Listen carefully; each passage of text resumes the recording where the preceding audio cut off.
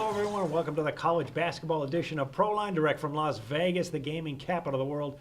I'm John Cranton, joined by Las Vegas handicappers Jeff Sod and Zach Simony. It's big dance time. No, the three of us are not going to dance, but we are going to get into some of the games coming. We got 4 games Thursday and Friday we're going to get into.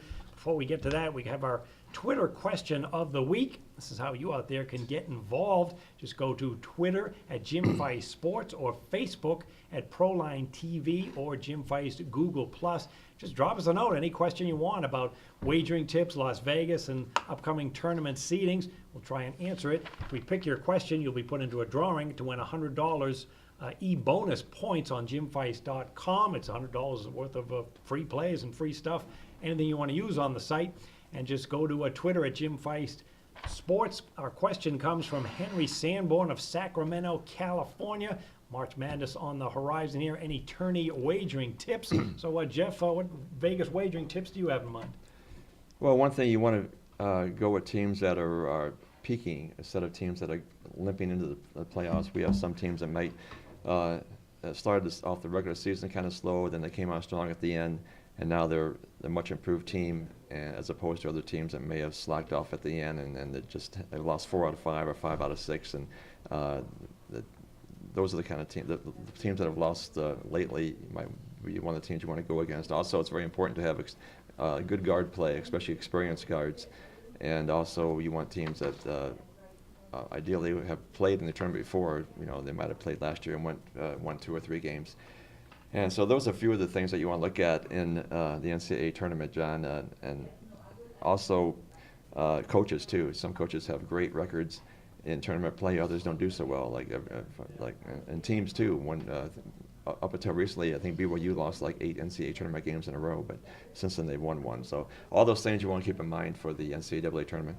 Well, I'll take a look at the totals because late in the season games mean more, and I like to look at games this type of year under the total. I mean, during the regular season, coaches can be in situations where teams are up by 20 points or they go to their bench and they don't demand defense from their players for the entire game, so you can have higher scoring games. But tournament time means a lot. As the games go along, there's a lot more meaning to the games, and you got just about every situation where the coach is going to be demanding 100% defense for the entire game from his players. And I like to look at more unders this time of year, especially with teams that have a history of playing a slow down, a defensive style. Zach, how about you?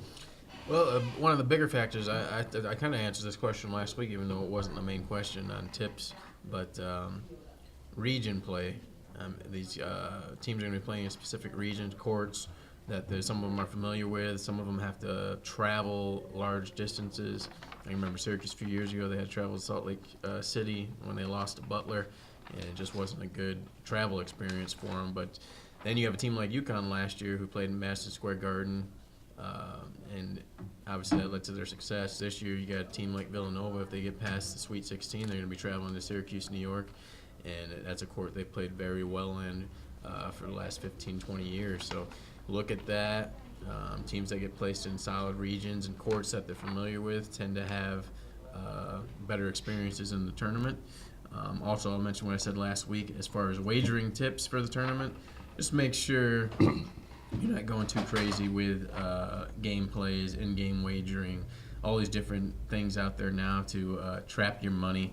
There's a thing about you can have a great play, and then you get that win, and if you start getting into these in-game wagering and all these other wagers, you could all of a sudden find yourself in the negative for the day. So plan your plays out accordingly a day beforehand or whatever it may be. Don't add plays throughout the day. And if you do, make sure it's limited to maybe a 1 halftime wager or something like that to restrict yourself. So that's my best strategy. It's going to be 4 days of greatness. And you've got to factor in wild swings. It happens all the time in the regular season, but you're going to see even more right now. So if you see a team up 15 points, don't think your money's safe because there's teams that come back wildly in the span of a few minutes. So that's all I'd say. That's right. We see that all the time on TV and in Las Vegas with games. All right, let's start off with the NC State playing LSU game. This is Thursday from Consol Arena in Pittsburgh. And you got the SEC meeting the ACC. NC State open a 1-point favorite, now up to 2.5 in the total of 140. Got this LSU team that is very talented, but they went out fast in the SEC tourney, losing in overtime to Auburn 73-70. They've been covering games, a 7-3 spread run for Coach Johnny Jones, although the last 10 games just a 6-4 record. What they have is a terrific front court, 12th in the nation in rebounds with Jarrell Martin and Jordan Mickey. And they've been very good, stepping up in competition, 8-1 ATS against a team with a winning straight-up record. So, Jeff, what do you make of these Tigers' chances for this run?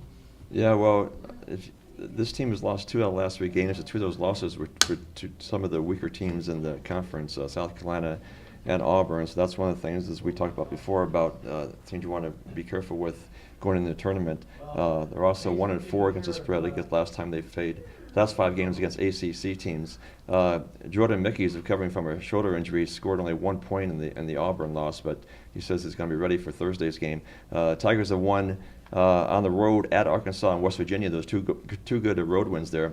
NC State's won 5 out of the last 7 games, and they played a relatively tough schedule this season. The 7-2 against the spread the last 9 games. Got blown out against Duke, which is, that happens, of course. But defensively, the stats here compared to LSU are about the same.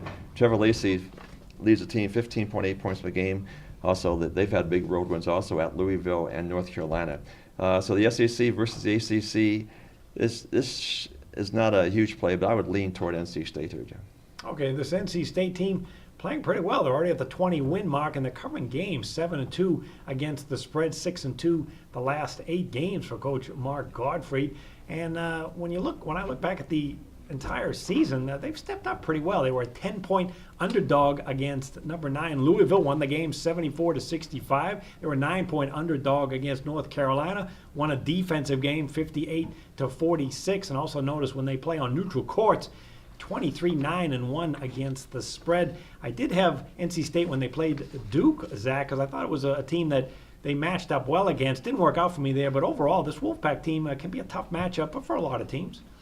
Yeah, they're a good team in the ACC, but one thing I'll be leery of in tournament play, you have coaches that step up and then you have coaches that step down, and Mark Gottfried's been one of the ones that steps down in tournament play over the years. Not to say that he will in this first-round matchup, but there's definitely a talent disparity on the court in this one. LSU does have better talent, but that doesn't necessarily mean it's going to translate just like in their SEC play down the stretch. So very, very tough game to handicap. Which NC State team's going to show up. Their defense should be the strength of this game. I'm not sure if they can contain Jarrell Martin and Hornsby, but their defense should be the strength in this game. It'll be interesting to see who comes out on top in this one. I'm not going to give out a play on it right now, because I think this will be one of the tougher games. But NC State would be my slight lean, but I would not give this out as a premium play. Okay, I want to look at an up-tempo offensive game. I know I like to look at the defensive unders in the tournament play, but I do like the over in this one because they're 2 teams that have very good options inside and out, multiple scoring options. You get an LSU team that's 41st in the country in scoring. And then NC State, very good bounce-back team after they fail to cover the spread. They're 18-7-1 over the total the next game, and they're also, after a loss, they're 11-5 over the total. So I'm looking for a high-scoring game here in